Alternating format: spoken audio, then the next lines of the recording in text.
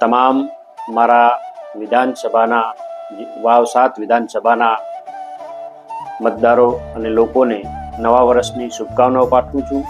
આવનારા નવા વર્ષની અંદર આપણા વિધાનસભાના ક્ષેત્રની અંદર લોકો સુખી થાય, સમૃદ્ધ થાય અને લોકોને ખૂબ જ નિરોગી રહે એના માટે બધાને હું પ્રાર્થના કરું છું કે તમામ નિરોગી રહે અને આપણા વિધાનસભાની અંદર આપણા વાવ સુઈગામ ભાભરની અંદર લોકો સમૃદ્ધ થાય, લોકોની સુખાકારી વધે અને નવા વર્ષની અંદર બધા પ્રગતિશીલ ખેડૂત બની અને પ્રગતિશીલ ખેતી કરી અને વેપારી મિત્રોને પણ કહું છું કે વેપારી પણ ખૂબ પ્રગતિ કરે અને આપણા વિસ્તારની અંદર ખૂબ સુખાકારી રહે એના માટે બધાને શુભકામનાઓ પાઠવું છું.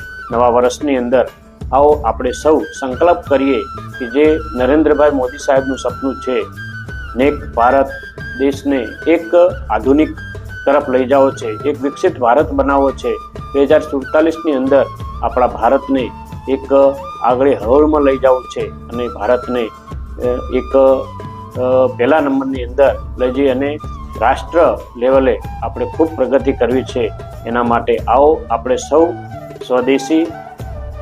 સ્વદેશી અપનાવીએ અને આપણા જ જે દેશની અંદર જે પણ ચીજ વસ્તુઓ બનતી હોય એનો જ ઉપયોગ કરીએ, એને જ સાર્થક કરીએ. એ મોદી સાહેબે આપણને સ્લોગન આપ્યું છે કે આપણું સ્વદેશી માલ આપણે જ ખરીદીએ અને આપણા ભારતને વિકસિત ભારત બનાવીએ.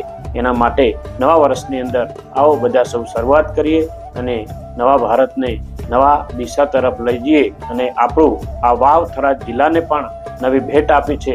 એના બદલ પણ નરેન્દ્ર મોદીભાઈ સાહેબ અને આપણા સીએમ સાહેબ ભૂપેન્દ્રભાઈનો ખૂબ ખૂબ આભાર માનીએ છીએ કે આપણને નવો જિલ્લો આપ્યો છે અને આપણા નવા જિલ્લાની અંદર આવો આપણે સૌ સાથે મળી અને એક ગુજરાતનો વિકસિત જિલ્લો બનાવીએ અને સૌ સમૃદ્ધિ અને સાથે રહી અને આપણા જિલ્લાને ખૂબ સમૃદ્ધ બનાવીએ. આપણે સૌ સાથે મળી અને આપણા આ જિલ્લાની અંદર જે પણ વિકાસના કામો હોય, જે પણ કાર્ય કરવાના હોય એ કાર્યોને આપણે સૌ સાથે મળી અને વિકસિત દેશને એક વિકસિત જિલ્લો બનાવીએ.